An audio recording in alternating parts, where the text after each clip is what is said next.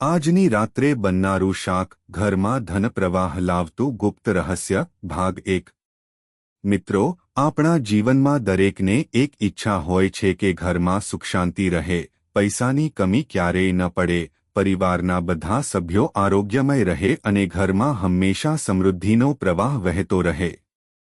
પરંતુ ઘણીવાર આપણે મહેનત કરીએ છીએ, દિવસરાત કામ કરીએ છીએ, છતાંય ઘરમાં આર્થિક તંગી રહેતી હોય છે। ઘણા લોકો ફરિયાદ કરે છે કે પૈસા હાથમાં આવે છે પણ ટકી રહેતા નથી, બીમારી કે અચાનક ખર્ચ વધી જાય છે।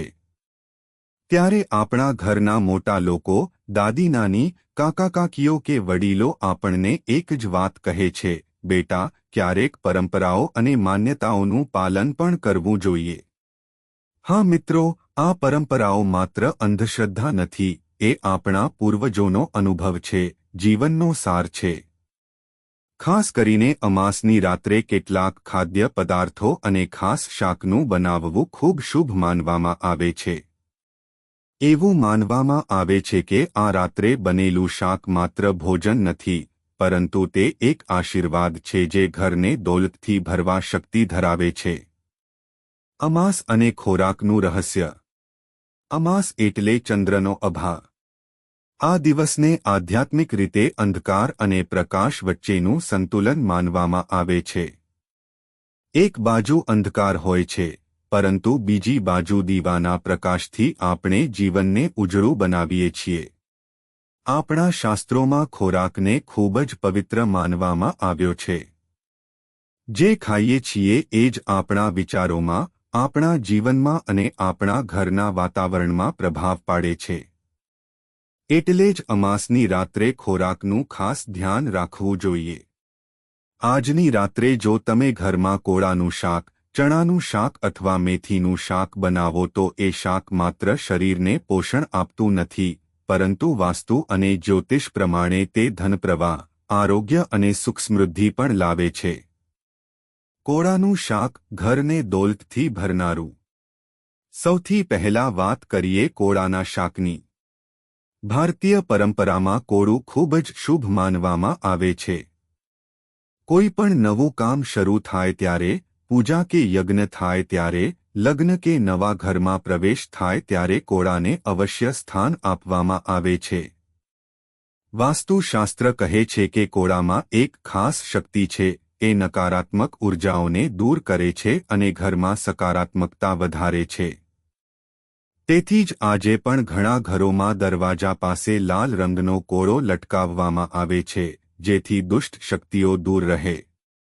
અમાસની રાત્રે કોળાનું શાક બનાવવાથી માન્યતા છે કે પિતૃઓ પ્રસન્ન થાય છે અને ઘરમાં ધનપ્રવાહ વધે છે।